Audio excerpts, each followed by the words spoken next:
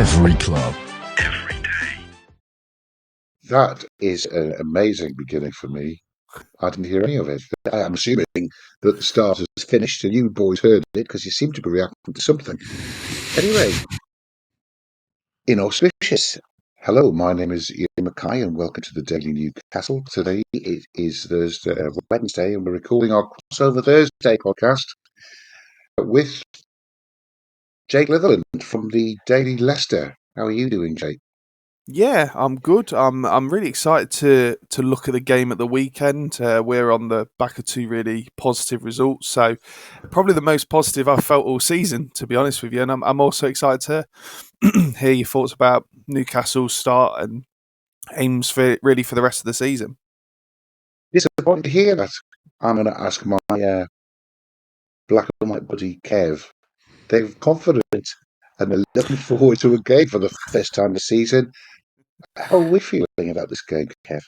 I'm feeling okay. I mean, we've as much as if you listen to the inside noise or the outside noise of Newcastle fans, we've actually only lost 2 of our last 7 in all competitions. So even though when it seems like we're not in great form with some of the negativity around the club, I still think we're in a nice position. But yeah, Leicester, it's that new manager bounce, isn't it? We've always got to be wary of it.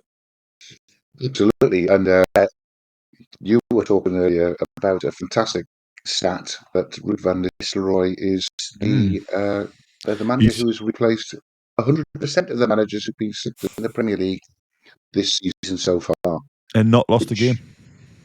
Which I'm hoping he does continue his 100% record into future months, because they expose him for another manager very quickly then, wouldn't they? But it also occurred to me that Leicester's upturn in fortunes, maybe we can ask Jake whether he thinks that Cooper had to go or if they got rid of him very quickly. Their upturn fortunes have come again with a home win against West Ham, and we sat through our dreadful performance against West Ham, and coming back from 2 down to get a point against Brighton, who have also done the dirty on us at St James's Park this year. With 1 touch in our box. I'm just observing that just because they're all sore points and I'm hypersensitive about them. But anyway, yeah, Jake, you're feeling more confident than you were earlier in the season, presumably. I always thought, though, the tag that the 3 promoted teams were the favourites to get relegated was a little bit harsh when you look at the quality of some of the players that Leicester had and how well they played last year.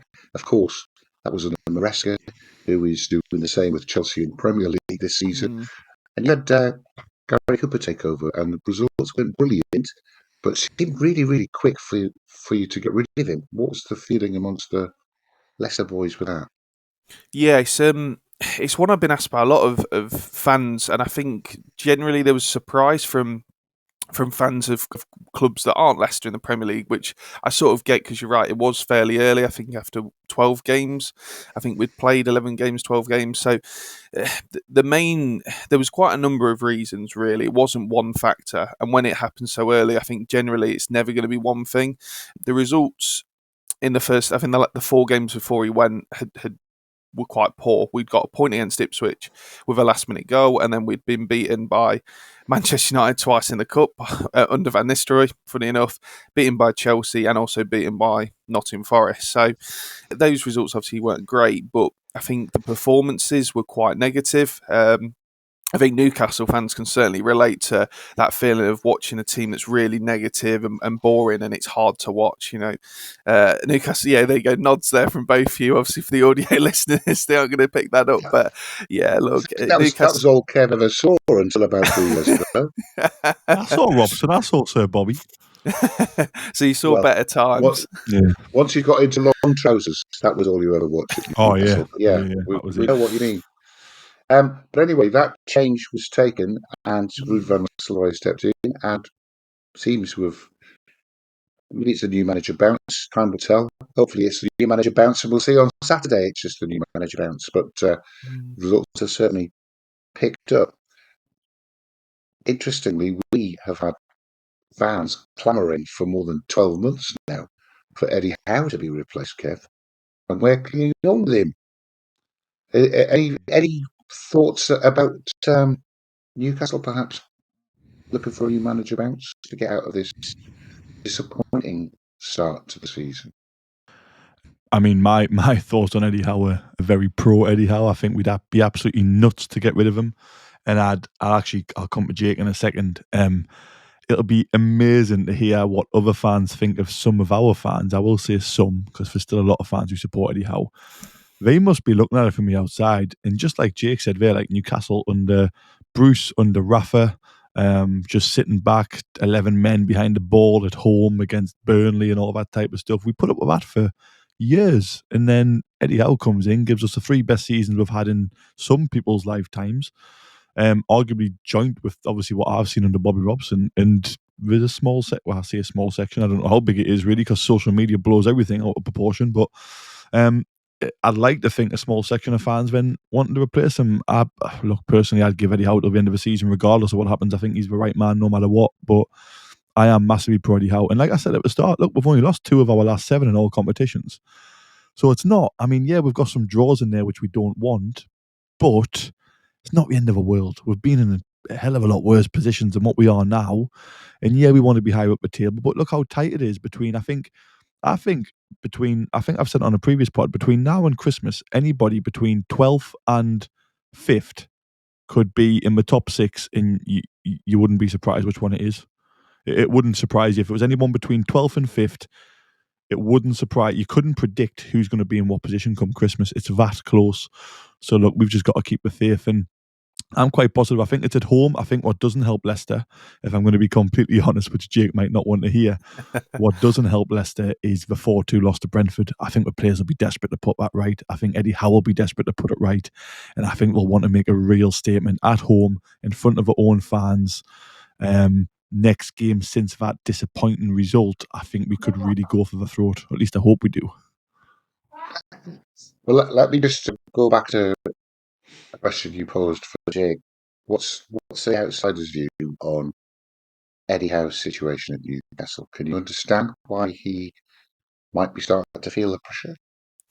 Yes, it's an interesting one. You're absolutely right. Obviously, from a neutral outsider perspective, obviously last season as well, we weren't in the Premier League, so it was nice watching the Premier League for a year and not having a team in the running. So it meant I could just watch it and not have any sort of bias towards any of the games. So I think from the outside, I would be surprised if you got rid of Eddie Howe at this point, because I don't see anyone available that would be better than him at this point. And also, I sort of look at your squad, especially the defence, I'll be honest, and go, there's holes there, isn't there? Botman's obviously a massive one with the injury, so that can't be helped in that way. But Lloyd Kelly, someone you brought in the summer, and I look at some of the recruitment and go, where's maybe a lack of quality or a lack of thought in terms of, you've got Harvey Barnes and Anthony Gordon, both left wingers. I mean, Harvey Barnes never played right wing for us, and every time I've watched Anthony Gordon, I always think he's much better on the left. So where was that planning? So I look at some of the squad planning and the quality and these sort of elements, and I go, well, how much of that is up to Eddie Howe? And it's like, I don't know that from the outside perspective. Maybe you guys can answer that question more, but I'd be surprised if you got rid of it at this point. However, clearly the board and the owners are so ambitious. I don't know, sometimes be careful what you wish for, in terms of it might propel you further on or it might set you back, and sometimes you don't know that until you rip the Band-Aid off and take the risk. But I think I agree with Kev, end of the season, or at least until you've sort of played cup matches, especially the FA Cup coming up, you might end up having a really good cup run, maybe a bit more of a disappointing finish, but a cup run would be great for the club, wouldn't it? I'm sure you'll agree with that. Yeah, we're quite lucky where where we've had. Yeah, we've got a quarter final a week tonight, is it? Yep. Ooh, yeah, exciting stuff. I've got tickets for it. Excellent. I think I'm in Kev's camp. We're both big Eddie Howe supporters. We've seen how he's taken Rafa's team and Steve Bruce's team and converted them into a Premier League outfit that can qualify for the Champions League. I think they overperformed in that season. But that's the quality of the manager that did that. You're absolutely right. There are holes in the squad.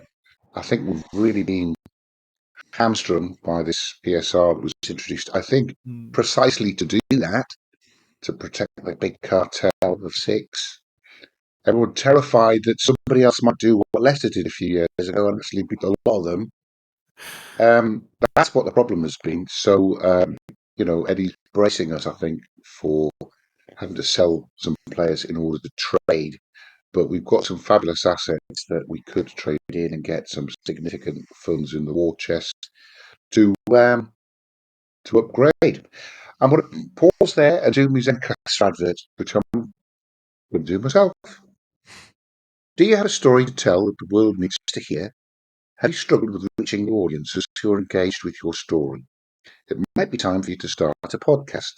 Let me tell you about a platform we use here at Global Sports Podcast Network. Zencastr makes it easy to start a high-quality podcast built for growth from day one. 4K video recording from your phone and AI editing that automatically removes ums, ahs, you knows, and 22 other speech patterns. Zencastr makes it super easy to start a podcast that sounds great. Ready to tell your story?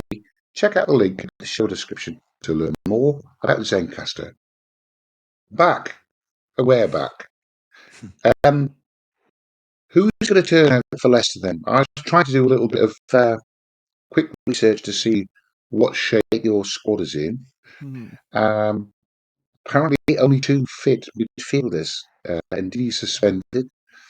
And I was reading about maybe you've seen him play, or maybe you've heard about him, but I haven't. I was reading about an 18-year-old who pitched from Chelsea last summer called Golding, who apparently is tearing up the trees, and he might be playing in midfield, and that would just put the tin hat on our home performances recently. If Cole Palmer's younger brother turns up and takes the mick out of us. What's the squad looking like, Jake? It's interesting you mentioned Michael Golding. So I took the opportunity to watch our 21s play Nottingham Forest's B team only last Friday, and he played. And we spent, I say we spent £5 million on him. Dewsbury Hall went the other way, and there were separate deals. But obviously, like we've seen, they're separate deals in sort of inverted commas, or they're part of transferring money effectively. He was all right. He was okay in that game, but he didn't pull up any trees. I did wonder possibly he was a little unchallenged by the game and he could have pushed himself further, but we haven't seen him at all in a first team game. So I wouldn't have thought he'll chuck him in on Saturday. Oliver Skipp and Boubakary Soumaré will probably be the midfield 2 with Hamza Chowdhury as our substitute option, if you like. Indeed, he's injured / suspended. Harry Winks has been injured for the last 3 matches now, and I wouldn't have thought would come straight back into start, so he's still a big loss. But Soumaré in his 2 games has been incredible. To be honest, probably the best 2 performances I've seen him play in a Leicester shirt, and he's been here, I think, 4 seasons now, and that's not because he's brilliant. That's more because we've been so disappointed by him. So hopefully Soumaré keeps up that form. But yeah, I think we'll be fine in the midfield area with those 2. It's if we pick up a knock or they're tired, we don't have the legs to then change the game in there, where Newcastle obviously have quite a few options. So that could certainly be quite a key part of the game in the second half as we get tired legs. We haven't got those fresh ones like we normally do to bring on and change the game. And the attack, the Arrowhead, still led by 58-year-old phenomenon Jamie Vardy, still banging them in the Premier League. I'm exaggerating, of course. Is there anybody else coming through? We've got Patson Daka on the bench, but he's been here again 3 or 4 seasons now. He's always on the bench. That's his best position, isn't it? Yeah, exactly. So just as Kelechi Iheanacho was, to be honest, and he was here for a long time. So yeah, Jamie Vardy's shone at, his longevity's gone past both of them. He's been brilliant this season, Jamie Vardy. Every time he gets written off by anyone, he just I don't know where he finds it, honestly. He was unfit at the start of the season. He spent most of the last season partially injured, playing mind, but clearly sort of playing on one leg at one point. He was so injured, but scoring goals. And I don't know, for anyone who hasn't seen our second goal on Sunday, I think it epitomised how much he's grown as a player because the ball gets rolled into him, and Great square. Yeah, exactly. And including myself, by the way, everyone in the stadium is screaming at him to shoot, and he just takes that second, rolls it across. Bobby Reid can't miss. Well, he shouldn't miss. Luckily, doesn't. But I think that just shows Vardy's intelligence, the way he's grown. Because 5 years ago, he probably would have smashed it in. To be fair to him, because he does it. But yeah, he gets us a point with his goal, great finish, and then what an assist. So yeah, he's still a threat, even though he is almost 38 next month. I think a month today he'll be 38. He's he hasn't really lost any pace either, has he? I mean, I know he won't be quite the same as he was 10 years ago, but I mean, he's still rapid. Yeah, for his age, And, he's incredibly fast. We have some very slow centre halves that are going to be trying to tie him up. Kev, what do you think about our team? Are we any new injuries you've heard of? Or? It was Joe Willock. Willock's injured again, hamstring problem, which is not a shock because Joe Willock just can't seem to stay fit. Emil Kraft, obviously, I think he's done his shoulder or something like that. He's had an operation. He's on the way back. And Botman's still out. Botman's been out a very long time. Lascelles is still out.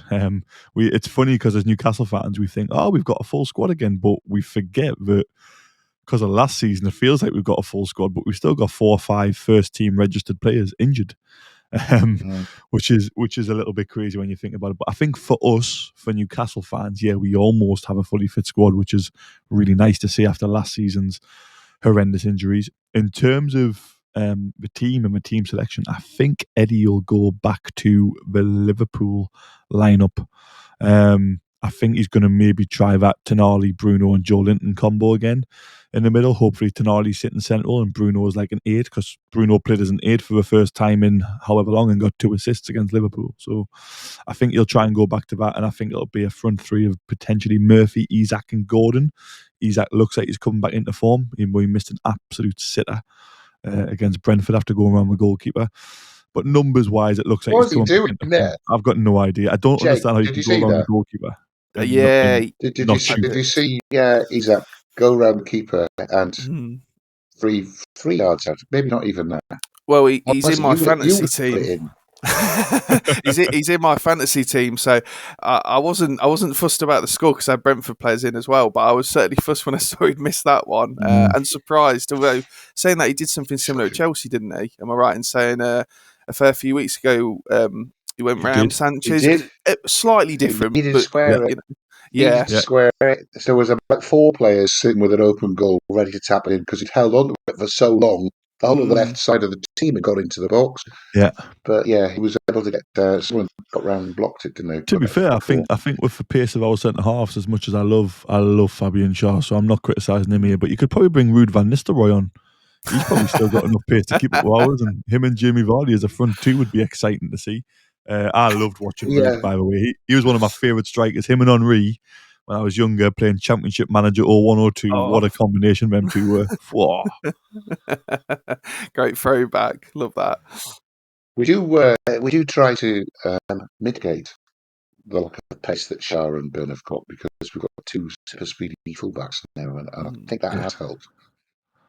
I'd actually like to see Trippier come back in, talking about team selection. I think Trippier, if he's fit, I know he was ill against, was it the Liverpool game he was ill, or might be ill for Brentford as well, but I'd like to see Trippier come back in. I know he's not as good as what he was when he first joined, but just his leadership qualities, I think, will come in so handy, especially against somebody like Jamie Vardy, who's experienced and knows exactly how to move around the box and move around the area. I think Trippier could really, really be a massive help if he was to start, but I'm not sure Eddie will drop Tino. No, I don't think he will, but I've called for Trippier for the last couple of games because I just think that you've got 5 or 6 great corners coming in there, 2 or 3 fabulous free kicks, and they produced so much last year that we're missing him. We're missing him. We are. We have a bit of a goal-scoring crisis this year, Jake. In comparison to the 85 that we scored in 38 games last year, we're on a goal a game, isn't it? 4.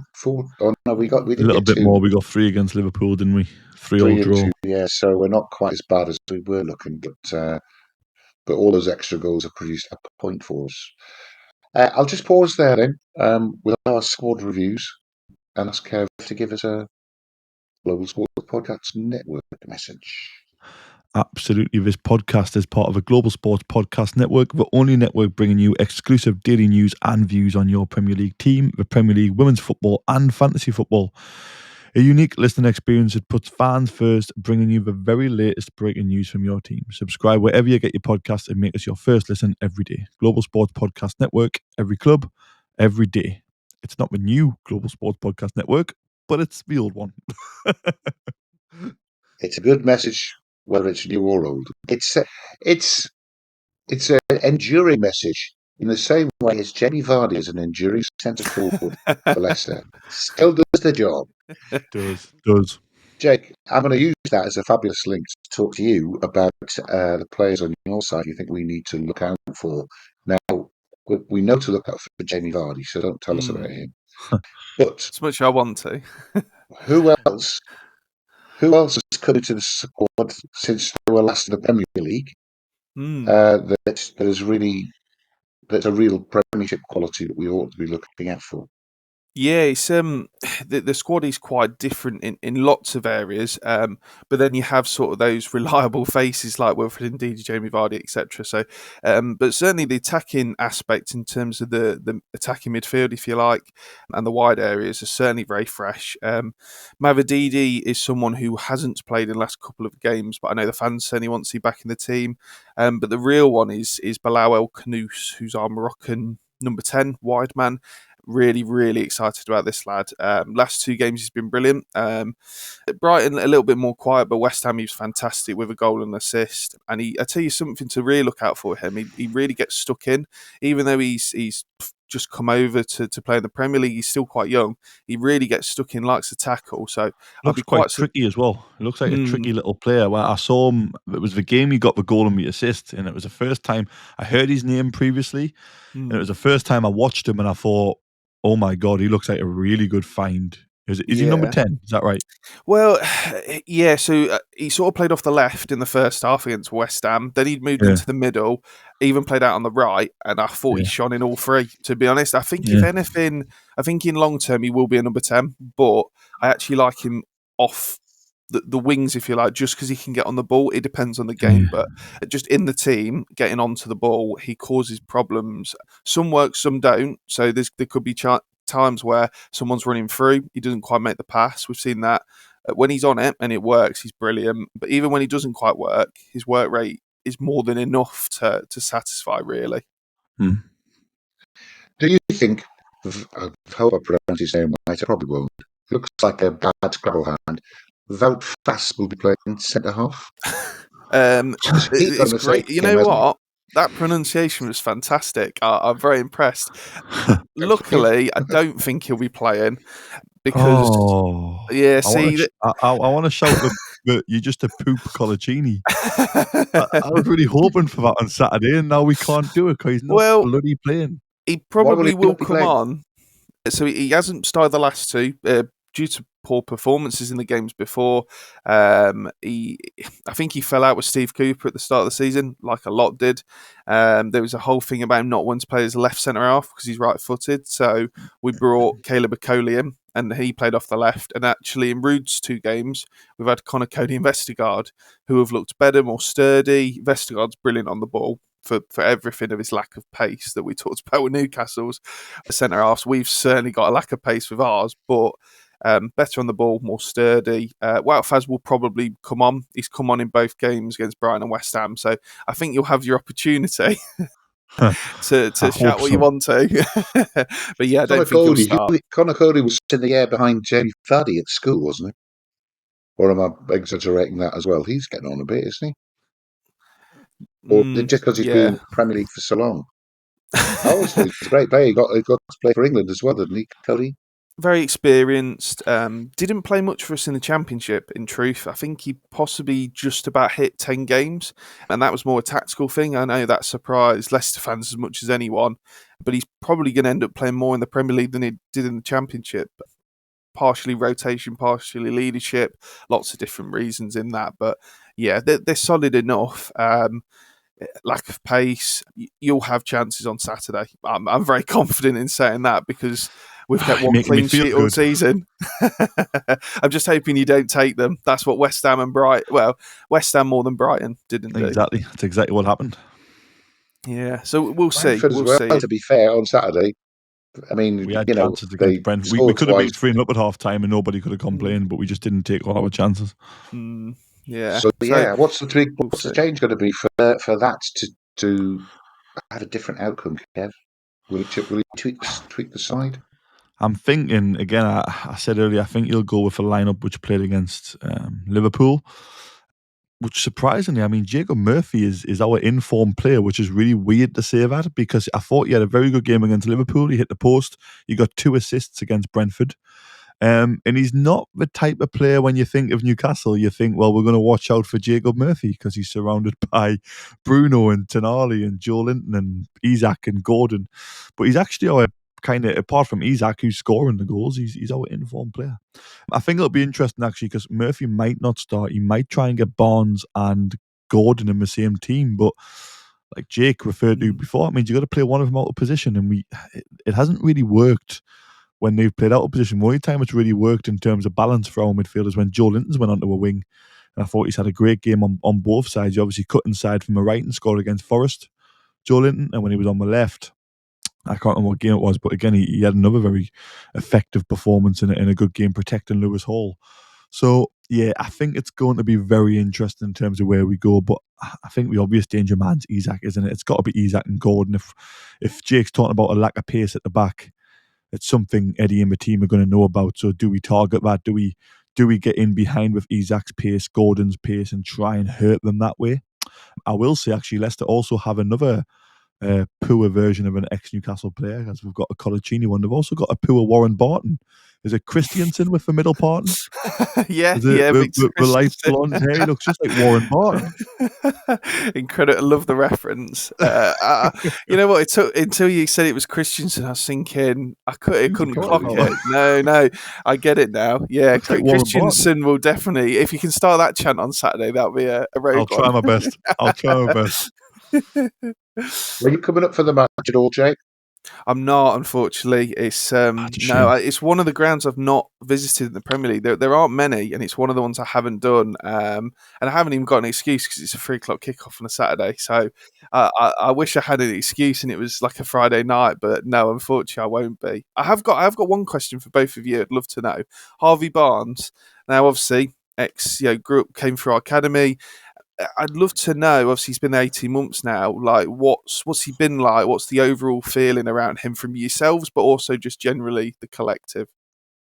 I would say that we have, like Eddie, we can see that he's a goal scorer. We love to cut in and put it in the top corner 3 or 4 times. Came on last year when we were trailing 3-1 to West Ham, and together with the other substitutes, turned that game around for us to come back to win 4-3. But my overriding impression of him is that he's injured because he had a bad toe, which was going to put him out for a few weeks, and he took about 4 months out to get over it. He's unfortunate in that he's been recruited to play in the same position as Anthony Gordon, suddenly grabbed and made his own and got picked for England for, so it's really hard to leave him out now. So at the moment, Barnes is our super sub, isn't he, Kev? Yeah, I think Barnes is a tough one. He's an unbelievable finisher. He's almost like, if we didn't have Isak or Wilson, he'd be our best finisher. But I'm not massively impressed. I feel like, I don't know if I'm just a bit harsh on him, but he doesn't seem to be able to beat a fullback. He's not particularly he doesn't really he doesn't even get a yard, which is amazing for somebody who's so good at finishing.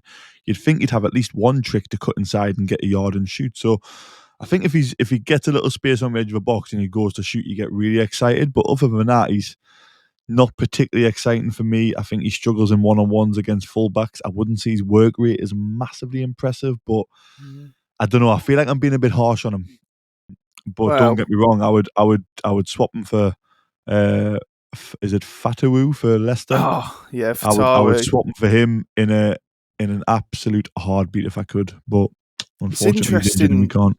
what you say there about Harvey Barnes, because there's a feeling similar in terms of what I felt towards the end of his time with us. He was brilliant for us for his first couple of years until he got injured against Arsenal. So I even remember the game, and he was out for the rest of the season. It was that strange COVID year with no fans. And until then, he could take a player on. His best attribute was he'd take and run past people, lightning speed, take players on. He actually wasn't a great finisher. And then when he came back, his finishing massively improved. He was really clinical, to be fair to him. But suddenly, he would never take anyone. I don't know if it's he's not confident in his body anymore. Yeah. But after that, he was never quite the same player. And I've never seen him the same. And it makes me gutted for him, because he was brilliant before that. And if he could have married up those two elements, he'd be playing for England. But I don't think he ever will, because he can't. I think he'd be a great centre forward if he could retrain as like a centre forward who could run in behind and get in one-on-one positions. I think he'd be absolutely lethal. But his dad was.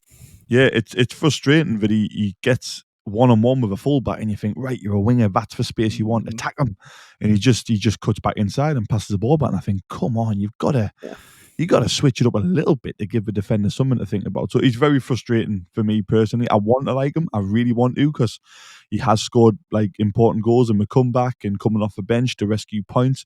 I really want to like him, but I just think for £38 million, I'm a little bit disappointed. Yeah. Make a prediction. He'll be the first player sold in January, so that Newcastle can buy one or two. There's talk of it happening. I have heard it. Yeah, even myself, I've heard it. Back to Leicester?